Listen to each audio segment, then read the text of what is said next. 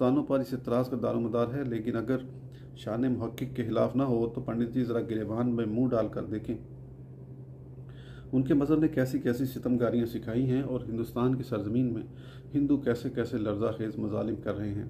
खुद पंडित जी सियारत प्रकाश के छठे बाब में सभापति यानी काउंसिल के प्रेसिडेंट या बादशाह के लिए ये औसाफ तहरीर किए हैं।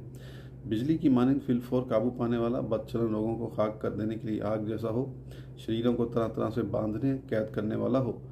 सफ़ा 18। आखिर लोग ताज़ीर ही को कहते हैं, शक नहीं कि बिला ताज़ीर सब वरन मजमूम हो जाएं और सब इंतज़ाम धर्म बरम हो जाए। स्वाद 182। ये तो बादशाह के औसाफ का एक अदना सा नमूना है जो पंडित जी हमलावर दुश्मन की मुदाफ़त को भी जुल्म करार देते हैं। वही बादशाह का ये सितमगारियाँ सिखाना आइन अदल जानते हैं। इस दानाई और इंसाफ पर अफसोस तासुब की ये कारफरमाई है कि पंडित जी को दूसरे की खूबी भी ऐब नज़र आए और अपने अयूब भी अच्छे मालूम होते।